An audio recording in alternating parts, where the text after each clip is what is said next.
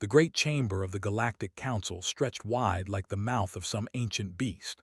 Light poured down from crystal panels high above, casting long shadows across the thousands of seats that rose in circles around the central platform. Representatives from 847 species filled those seats. Some had scales that shimmered in the light. Others had skin like stone or bodies made of living gas contained in special suits. They had come from every corner of the galaxy to decide the fate of one species: humanity. Ambassador Dawson stood at the human delegation's podium. She was a woman of 53 years with gray streaks in her brown hair and calm eyes that had seen much in her 12 years of service. Beside her stood Director Cole, a tall man with a quiet face who led human external affairs. They watched the vote count rise on the massive display that floated above the chamber's center. The numbers climbed higher: 600 votes in favor, 200 against. The human restriction protocols would pass. These protocols had been debated for months. They would limit where human ships could travel. They would cut human trade rights by half. They would force human military vessels to stay within a small region of space. The reasons given were many. Humans expanded too quickly. Humans were too ambitious. Humans made other species nervous. No one mentioned that human doctors had cured the plague that killed millions across 12 worlds. No one spoke of the human peacekeepers who died stopping the border wars. No one remembered the human scientists who shared their discoveries freely, while others hoarded knowledge like treasure. High Arbiter sat in the great chair at the chamber's heart. He was a tall and thin with pale blue skin and 4 eyes that never seemed to blink. His voice carried across the chamber as the final votes came in. "The count is complete," announced. 612 in favor, 235 against. The human restriction protocols are hereby approved by this council. A wave of sound rolled through the chamber. Some delegates cheered. Others sat in uncomfortable silence. A few looked toward the human podium with something like shame in their eyes. Dawson did not move. She did not shout or protest or demand another vote. She simply waited for the noise to fade. When it did, she pressed the button that would let her voice reach every corner of the great room. "High Arbiter," she said. Her voice was steady and soft. "Distinguished representatives, I thank you for your time and consideration over these many months." The chamber grew quiet. This was not the reaction they expected. Where was the anger? Where were the threats? "Humanity has been a member of this council for 107 years, continued.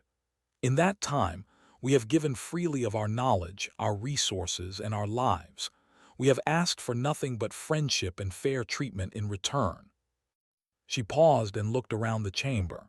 Her eyes moved from face to face, from species to species. "Today, this council has made clear that our contributions are not valued, that our presence is not wanted. We accept this decision." Cole felt his heart beating fast, but he kept his face calm. He knew what was coming next. "Therefore," said, "I am authorized by the United Earth government to announce that humanity formally withdraws from the Galactic Council. This withdrawal is effective immediately." The silence that followed was unlike anything the chamber had ever known. It was heavy and thick, pressing down on every delegate like a physical weight. High Arbiter leaned forward in his chair. His 4 eyes narrowed. "Ambassador Dawson, perhaps you should take time to reconsider. Withdrawal is a serious matter. Surely we can negotiate terms that would be acceptable to your people." Shook her head slowly. "There is nothing to negotiate, High Arbiter. We asked only to be treated as equals. This council decided otherwise. We will not beg for what should have been given freely." She gathered the few items from her podium: a data pad, a small flag of Earth, a photograph of her family that she had kept there for 12 years. "We wish you all peace and prosperity," she said. "Goodbye." Then she walked toward the exit. Cole followed her. Their footsteps echoed in the silent chamber. Not one delegate spoke. Not one called out for them to stop. Representative N of the sat frozen in his seat. He had led the campaign for the restrictions. He had written speeches about human ambition and human danger. Now he watched the two humans walk away without anger, without threats, and a cold feeling spread through his chest. Council advisor Myrazel, a young woman who had argued against the protocols, buried her face in her hands. She had warned them. She had told them what humanity truly meant to the galaxy. No one had listened. High Arbiter struck his staff against the floor. "Order," he called out. "This council will have order. The human departure changes nothing. We will proceed with other business." But the other business did not proceed. Delegates whispered to each other. Some called for emergency sessions. Others simply sat and stared at the empty human podium. Outside the chamber, Dawson walked through the long corridors of the council building. Alien officials and workers stopped to watch her pass. Word was spreading fast. Cole walked beside her. "That was well done," he said quietly. "It does not feel like victory," replied. "It feels like the end of something that could have been beautiful."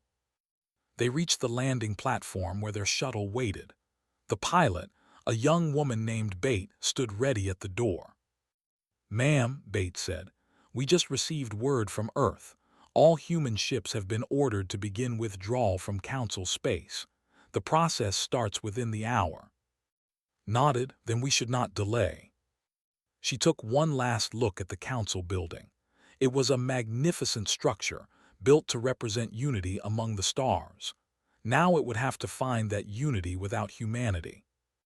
The shuttle lifted off and climbed toward orbit where the diplomatic vessel waited.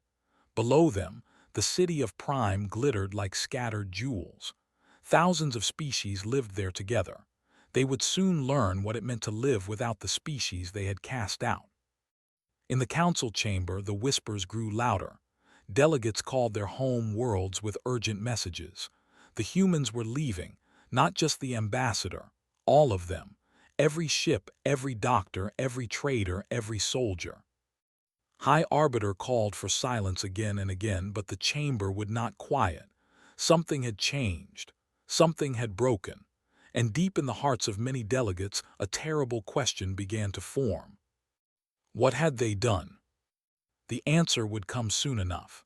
It would come in empty ports and failing economies. It would come in plagues without cures and wars without peacemakers. It would come in the slow, terrible collapse of everything they had built together.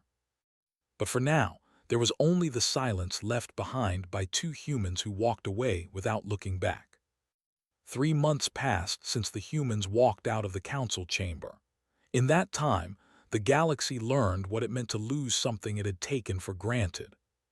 Trade Minister Ash stood at his office window on the. Below him, the great marketplace stretched for miles in every direction. Once it had been the busiest trading hub in the sector. Ships from 100 worlds had crowded its ports. Merchants had shouted prices in dozens of languages. The air had smelled of spices and fuel and possibility.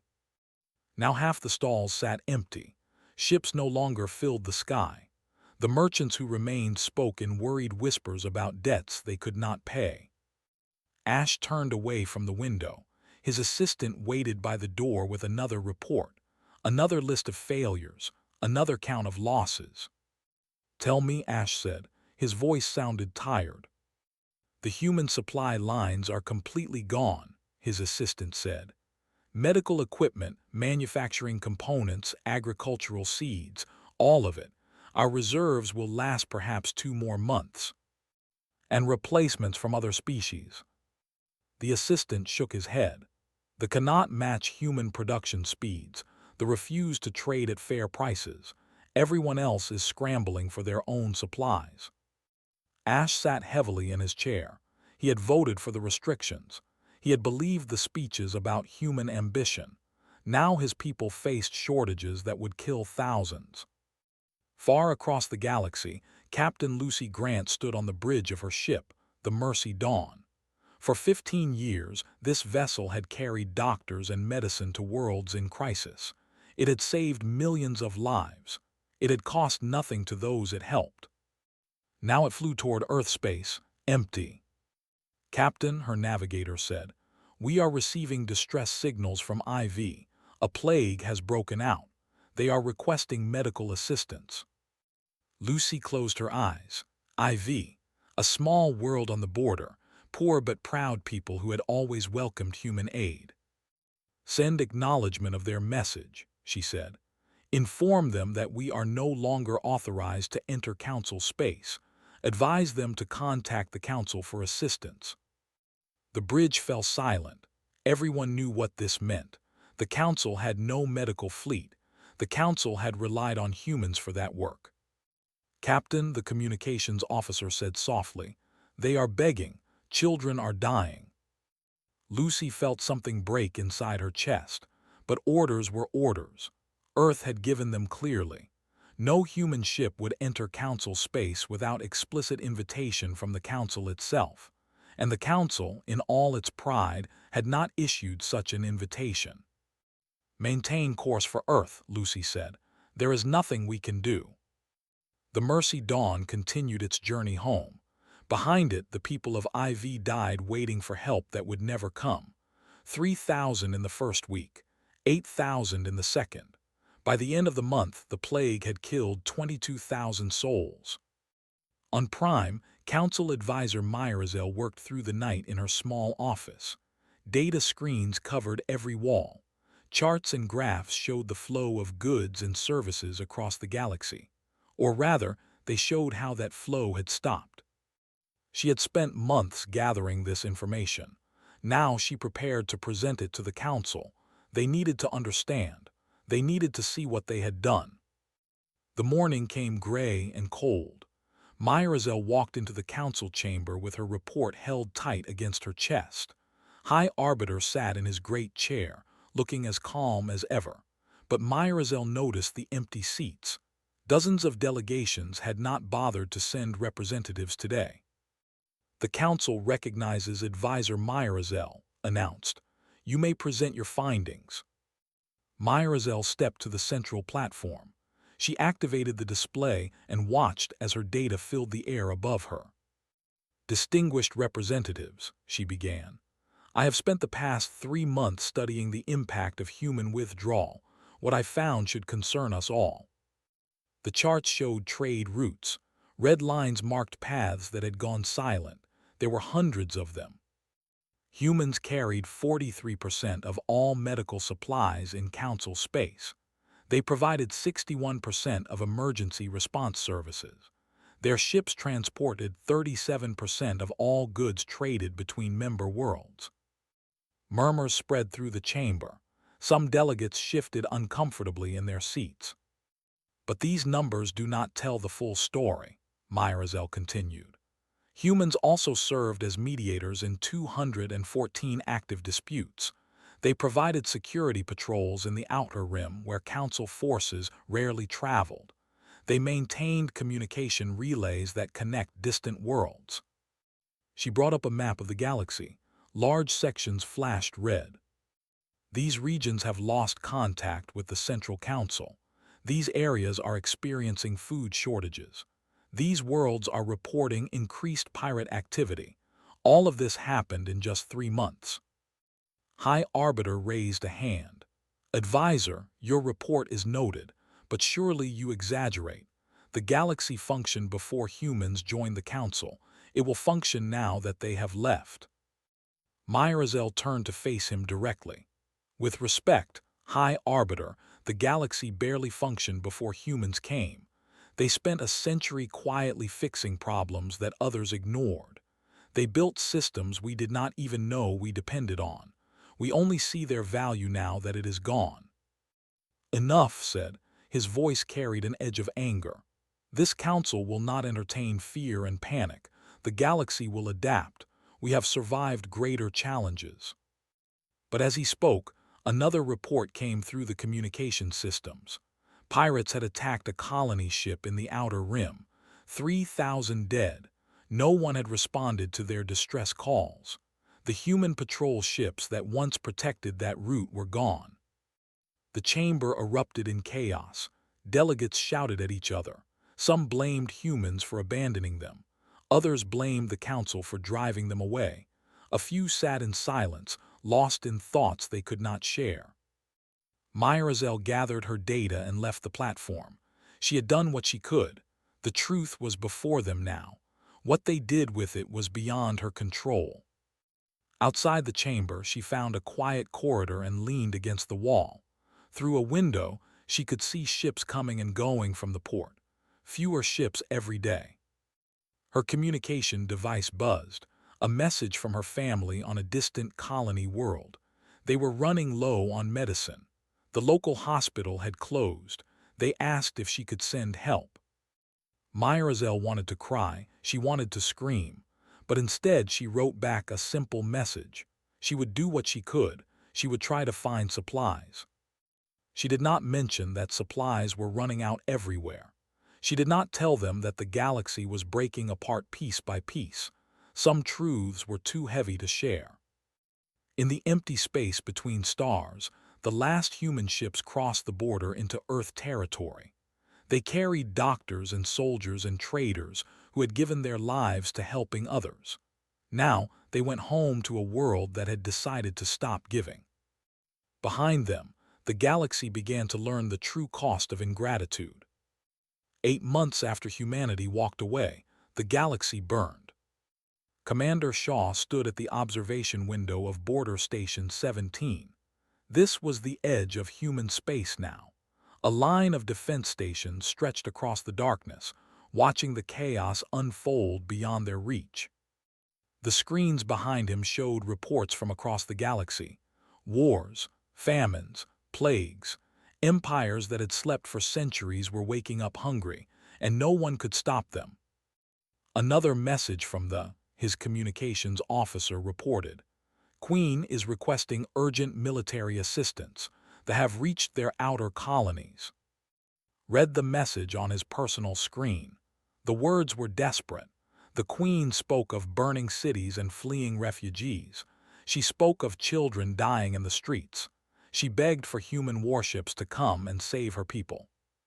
Send our standard response, said. His voice carried no emotion, though his heart ached. We are not authorized to enter Council space. We recommend they contact the Galactic Council for assistance. The officer hesitated. Sir, everyone knows the Council cannot help. They have no fleet capable of fighting the... I know, replied. Send the response anyway. He turned back to the window. Somewhere out there, beyond the stars he could see, they were dying. A proud and ancient people who had lived in peace for thousands of years. They had voted against humanity in the Council. Queen herself had spoken of human aggression and human danger. Now she begged those same humans to save her. Queen stood in her throne room surrounded by advisors and generals. The beautiful crystal palace that had housed her family for 40 generations was preparing for siege. Soldiers rushed through corridors that had never known violence. Servants packed treasures that might never be seen again. Your Majesty, her chief general said, the fleet has destroyed our outer defenses. They will reach within 3 days. Gripped the arms of her throne. Her pale violet skin had gone gray with exhaustion. What forces do we have? Our defense fleet numbers 200 ships. The bring over 2,000. 2,000 ships. The collective had spent centuries building their armada in secret. Everyone knew they were dangerous.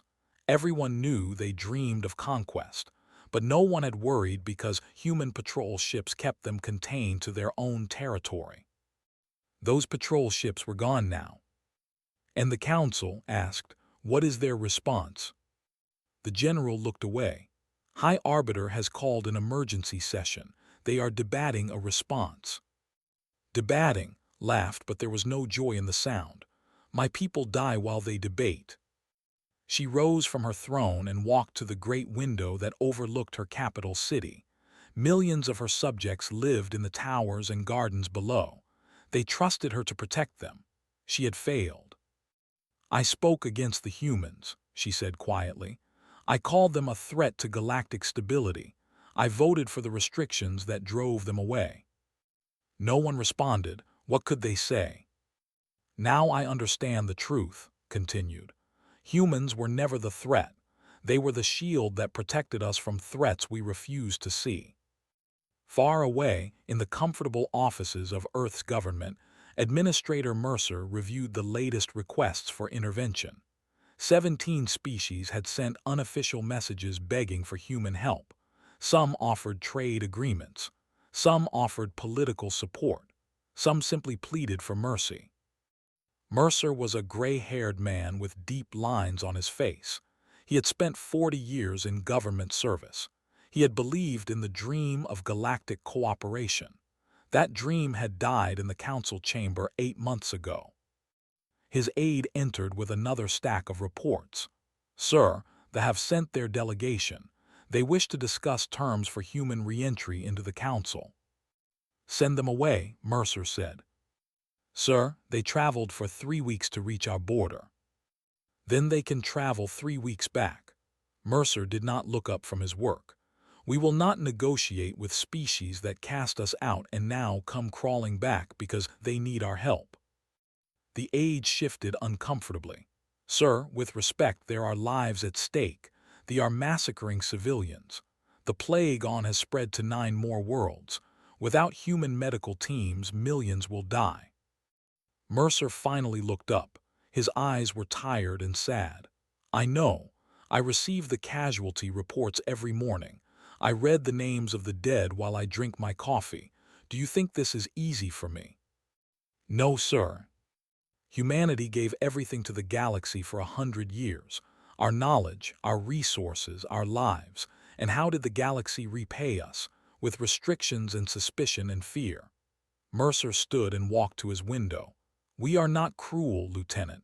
We are not seeking revenge. We simply cannot help people who do not want our help. But they want it now. Now is too late. Mercer turned back to face his aide. If we return now, nothing will change.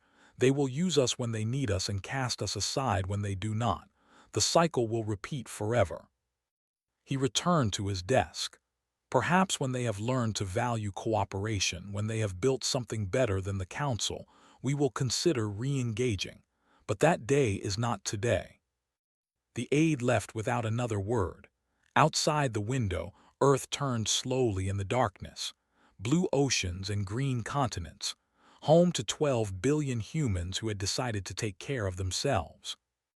Back at Border Station 17, Shaw received one final message before his shift ended. It came from the broadcast on all frequencies. Queen spoke directly to humanity. Her voice was calm despite everything. To the people of Earth, she said, I know you cannot hear this. I know you have no reason to listen, but I must speak anyway. Leaned closer to his screen. We wronged you. I wronged you. We let fear and jealousy guide our decisions. We forgot that the hand which helps us is the hand we should hold, not push away. Her voice broke slightly before she continued. My world will fall in days. My people will scatter to the stars as refugees. This is the price of our foolishness. But I do not blame you for our fate. I blame only ourselves. She paused. When she spoke again, her voice was barely a whisper. If any human hears this, please know that I am sorry, that we are sorry, and that we finally understand what you meant to us. The transmission ended. Shaw sat in silence for a long time. Around him, his crew worked quietly at their stations. Some wiped tears from their eyes. Others simply stared at nothing. 3 days later, the fell. The Crystal Palace burned. Queen died defending her people with a weapon in her hands. And humanity watched from a distance, unable to help those who had learned too late to ask. 14 months after humanity left, the Galactic Council gathered in its great chamber once more. But the room that had once held representatives from 847 species now sat half empty. Many delegations had stopped coming. Some worlds had fallen to conquest. Others had closed their borders and cut all contact. A few had simply ceased to exist. High Arbiter sat in his great chair, but he no longer looked like the powerful leader who had announced the human restriction protocols. His blue skin had faded to a sickly gray. His 4 eyes moved nervously across the chamber, searching for threats that might appear at any moment. The delegates who remained watched him with cold anger. Representative N of the rose from his seat. Once he had been the loudest voice calling for human restrictions. He had given speeches about human danger. He had written articles about human ambition. Now he stood as a broken figure, his scales dull and his voice cracked. "I request permission to address the council," he said. Waved a tired hand. "You may speak." N walked slowly to the central platform. He carried no data pad, no prepared speech. He had only words that burned in his heart. "I stand before you today to confess," he began. "I was wrong. I was terribly, completely, unforgivably wrong." The chamber fell silent. Delegates leaned forward in their seats. "I led the campaign against humanity because I was jealous," N continued. "I saw their success and their kindness and their strength, and instead of admiring these qualities, I feared them. I told myself they were dangerous because admitting they were good would mean admitting I was small." His voice grew stronger as he spoke. "I wrote speeches about human ambition, but the truth is that humans never sought power over us. They only sought to help. I spoke of human aggression, but humans never attacked anyone who did not attack them first. Everything I said was a lie born from my own weakness." Tears rolled down his scaled face. 22,000 died on IV because human medical ships could not reach them. The burned because human warships no longer patrolled the borders. The galactic economy collapsed because we destroyed the trust that made trade possible. All of this is my fault, mine and everyone who voted with me. He turned to face High Arbiter directly. "And yours, High Arbiter. You knew what humans meant to this galaxy. You knew what would happen if they left.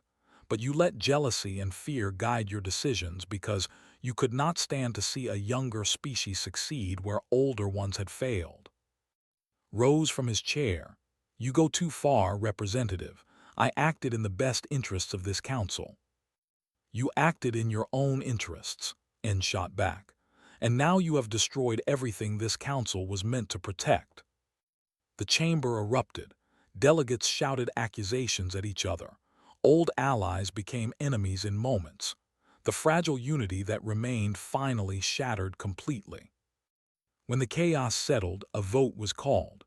For the first time in council history, a high arbiter was removed from office, walked out of the chamber in silence, stripped of all authority, his legacy reduced to ashes. A new leadership council was formed from the remaining delegates. Their first act was to draft a formal apology to humanity. The message took hours to write. Every word was chosen with care. Every sentence tried to capture the depth of their regret. "We were wrong," the message said. "We let fear blind us to your kindness. We let jealousy poison us against your success. We understand now what you meant to us, and we beg for another chance." The restrictions were repealed. New laws were passed offering humans special status in council affairs. Trade agreements were drafted giving humanity the most favorable terms ever offered to any species. The message was sent across the stars to Earth. Days passed, then weeks, no response came. On Earth, former Ambassador Dawson received a copy of the message at her small home in the countryside. She read it carefully, sitting in her garden while birds sang in the trees around her. Her communication device showed 17 missed calls from council officials. She had not answered any of them. A knock came at her door. She found Director Cole standing on her porch, looking older than she remembered. "You have seen the message," he said. "I have." "The government wants your advice. You know the council better than anyone. Should we respond?" Led him into her garden. They sat in comfortable chairs beneath an old oak tree. For a moment, she did not speak. She only listened to the wind and the birds and the peaceful sounds of a world at peace. "Tell me what has happened here since we left," she said finally. Smiled slightly. We thrive. Without the burden of supporting the galaxy, we have grown stronger. New cities rise every month. Our people are happy. Our children are safe. And the requests for help, I know they keep coming. Every day, species we have never heard of beg for our return. Some offer wealth beyond imagination. Others simply plead. Smile faded. Administrator Mercer refuses them all. Nodded slowly. He is right to refuse, but not because we should punish them. Then why? Because they have not changed. They apologize now because they need us. When the crisis passes, they will forget again. The cycle will repeat endlessly unless they learn to build something better. She stood and walked to a fence where flowers bloomed in bright colors. We cannot save people from themselves. We can only show them the consequences of their choices and hope they learn. Joined her at the fence. General believes we will never return, that humanity has found peace in isolation. Perhaps we have, said. Or perhaps someday the galaxy will build something worthy of our return, a true partnership of equals, a union built on respect rather than fear. She turned to face him. Tell the government that I recommend continued silence, not as punishment, not as revenge, but as a lesson that must be learned. When they are ready to truly change, we will know. At Border Station 17, General Sandra reviewed her defense reports. The fortified line of stations had proven unnecessary. No one had tried to attack human space. The galaxy was too busy tearing itself apart. A young diplomat named Park approached her station. He was new to the border service, still young enough to believe in easy answers. General, he said, I have been reading the history files about what humanity did for the galaxy before, the medical missions, the peacekeeping, the trade routes. Sandra looked up from her work. What is your question, Mr. Park? Do you think we will ever go back, ever help them again? Sandra considered the question for a long moment. Outside the window, stars burned in the eternal darkness. Each one might hold a world in crisis. Each one might hold people dying for want of the help humanity once provided. Why would we, she said finally. They made their choice, we made ours, the universe moves on. Nodded slowly, but doubt lingered in his eyes. He was young. He still remembered the stories of human heroes who crossed the stars to save strangers. He still believed that kindness should be offered freely. Perhaps that made him foolish, or perhaps it made him the future. Only time would tell. 2 years had passed since humanity walked out of the council chamber. The galaxy that existed before that day was gone forever. Historian Ara was old even by standards.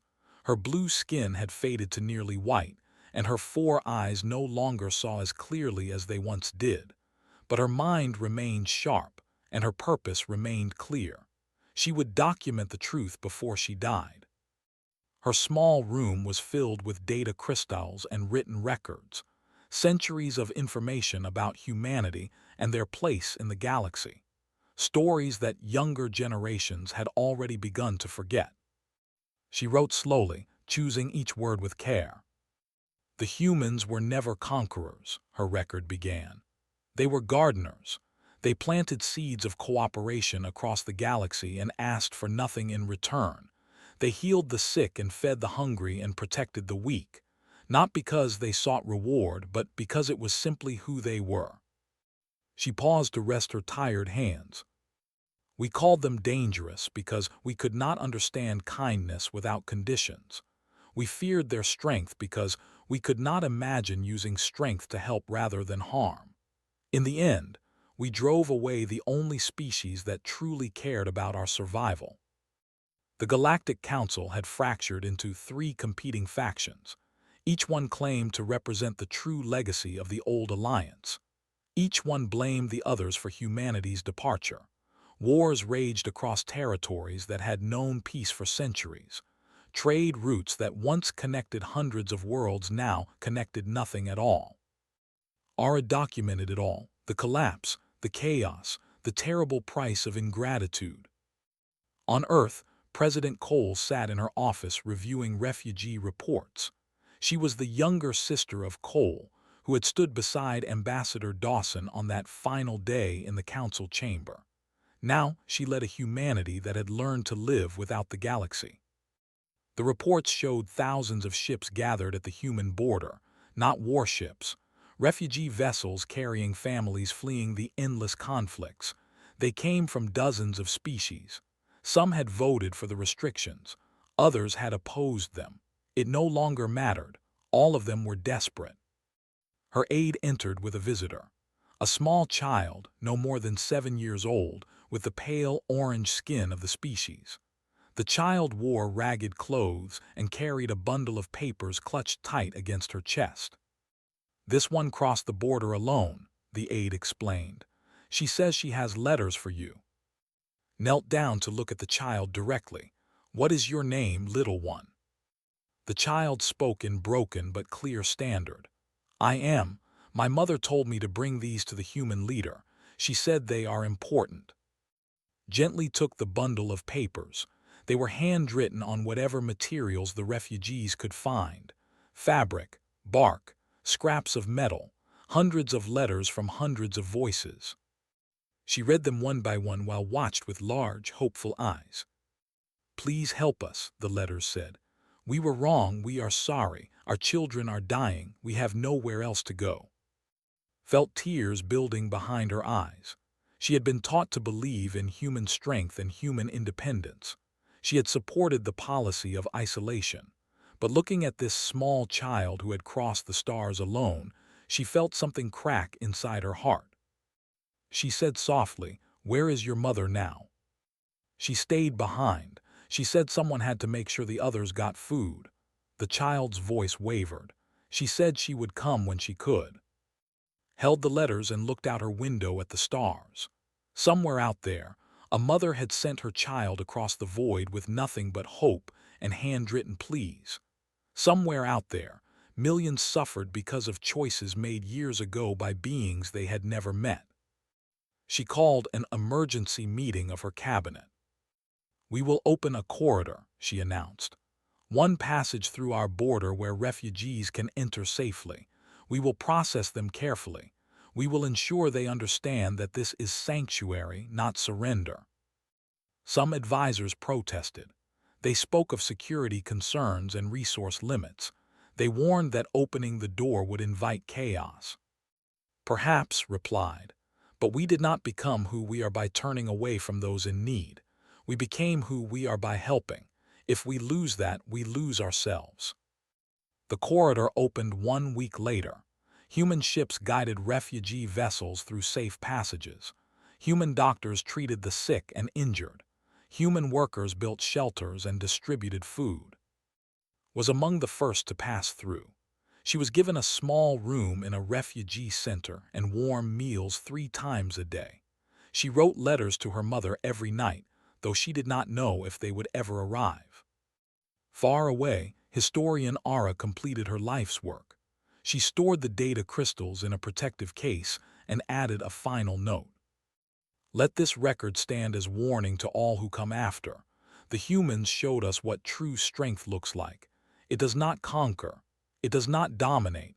It simply gives, freely and without condition, expecting nothing in return. We failed that test. We took their kindness for granted and punished them for their generosity. The galaxy will spend generations recovering from our mistake. But perhaps there is hope. The humans have opened their border to refugees, not as a grand gesture of return but as a small act of compassion. This is who they are. This is who they have always been. And if we are wise, this is who we will learn to become." She sealed the case and sent copies to every archive that still functioned. Then she sat by her window and watched the stars. She was too old to travel to the human border, but she could dream of what might exist there. A new beginning. A chance to rebuild on foundations of respect rather than fear. In the refugee corridor, a single human ship crossed into the dead space beyond the border. Not to fight, not to conquer, just to witness, to see what humanity's absence had created. The pilot was Park, no longer young, no longer certain of easy answers. He had volunteered for this mission because he needed to understand. He needed to see the consequences with his own eyes. What he found broke his heart. Empty stations where trade ships once gathered, silent worlds where plagues had killed millions, debris fields that had been cities. The galaxy had torn itself apart and no one had been able to stop it. He recorded everything and transmitted it back to Earth. He did not add commentary. The images spoke for themselves. When he returned to the corridor, he found waiting at the observation window. She had learned his name from the refugee workers. She wanted to thank him for helping her people. "Why do you help us?" she asked. "We were cruel to you, we sent you away."